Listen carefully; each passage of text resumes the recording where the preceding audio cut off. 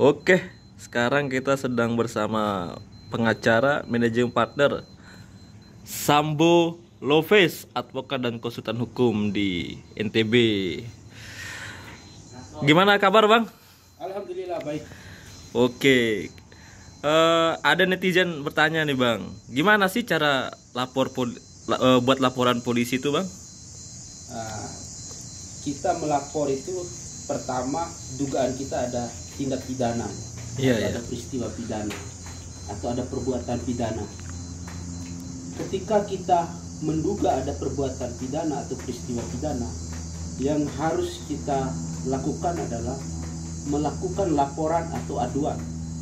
Nah, kalau laporan itu delik umum, kalau aduan adalah delik aduan. Hanya korban dan pihak korban, keluarga korban aja yang berhak mengadu. Sedangkan delik laporan, semua orang bisa melakukan laporan. Laporan prosedurnya begini.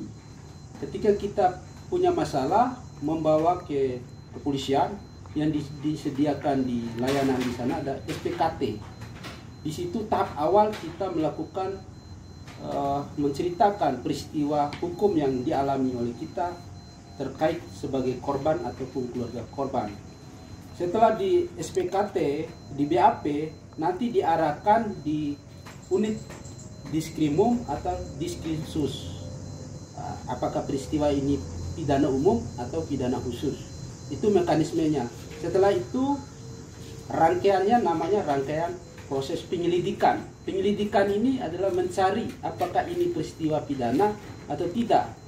Setelah didalami pihak pelapor, terlapor, saksi-saksi dan bukti-bukti lain dinyatakan ini adalah peristiwa pidana, maka naik ke proses penyidikan. Penyidikan ini mencari dua alat bukti dan menemukan siapa tersangka atas peristiwa pidana tersebut. Sehingga ditetapkan tersangka melalui gelar perkara. Setelah itu dirampung oleh polisi, BAP dan lain-lainnya, disampaikan ke kejaksaan untuk dinaikkan tahap P19. P19 itu pemeriksaan berkas oleh kejaksaan melalui petunjuk-petunjuknya dan dikembalikan ke kepolisian. Setelah itu dinilai kurang menurut jaksa, maka polisi akan memperbaiki sesuai petunjuk jaksa dan diserahkan kembali ke jaksa, namanya P21 dan siap untuk dibawa ke persidangan. Nah, itu rangkaian secara singkat mengenai mekanisme atau prosedur dalam proses pemidanaan atau yang dikenal criminal justice system atau kriminal terpadu. Oke, nah ini Bang, kalau buat laporan polisi itu gratis atau bayar Bang di kantor polisi nanti? Polisi itu mengayomi dan melindungi. Jadi jaminan masyarakat untuk melapor gratis. Karena moto polisi adalah mengayomi dan melindungi masyarakat biar aman dan tertib, hak-haknya terjamin. Jadi secara hukum tidak ditarik atau tidak dipungut biaya. Nah, ini kalau paling gampangnya tuh paling boleh itu Bang, apakah bisa kita lapor di Polsek atau di Polres atau di Polda?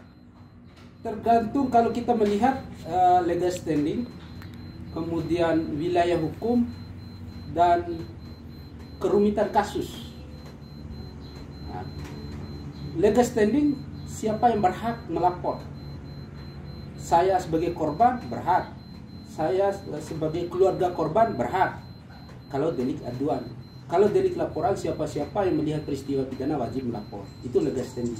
Kemudian wilayah hukum, dilihat kedudukannya, apakah peristiwa pidana atau tempus delicti, locus delictinya berada di wilayah Lombok Barat misalnya, kita lapor di Polres Lombok Barat.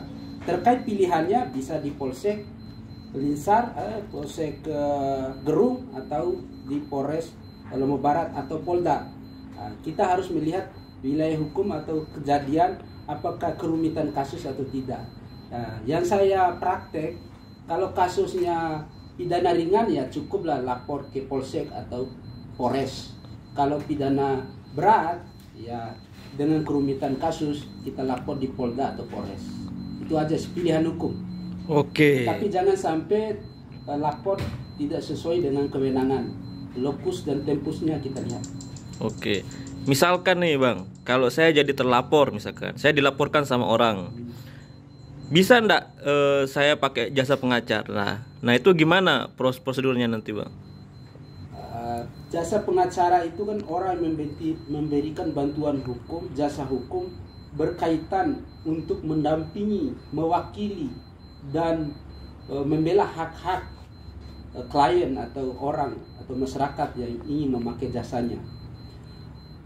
Bisa dilakukan misalnya di klien datang ke saya meminta jasa hukum dengan catatan saya akan melihat dulu apa peristiwa hukumnya, apakah pidana atau perdata. Saya membeda dengan teman-teman. Baru saya menerima kasus itu dengan catatan kalau klien itu tidak mampu, karena kita memberikan opsi, ada secara jasa profesional, ada secara jasa bantuan hukum secara cuma-cuma atau pro bono. Nah, kalau klien tidak mampu, saya suruh membuatkan surat keterangan tidak mampu di lurah atau di desa. Kalau kliennya mampu, tentu memakai jasa profesional, tapi tetap kepentingannya diutamakan, melindungi hak-hak dan kepentingan klien. Oke. Misalkan kalau saya jadi terlapor, kira-kira bagaimana langkah pertama yang harus saya lakukan, Bang? Sebagai terlapor, ia menyiapkan bukti-bukti, menceritakan peristiwa pidana yang dialami atau diduga dialami olehnya. Kemudian, ya, ini sebagai terlapor ya. Sebagai terlapor tentu pembelaan, menyiapkan bukti-bukti berkaitan dengan dugaan yang dilakukan oleh pelapor terhadap terlapor. Tentu pembelaan di situ. Bagaimana mengcounter bukti-bukti yang dimiliki oleh pelapor. Tentu itu yang dibawa ke jasa hukum atau pengacaranya. Apa aja bukti? Sebagaimana dalam pasal 184, bukti itu ada bukti saksi, surat, petunjuk, kemudian keterangan terdakwa. Itulah yang dia lengkapi untuk membantah dugaan yang dilontarkan oleh pelapor.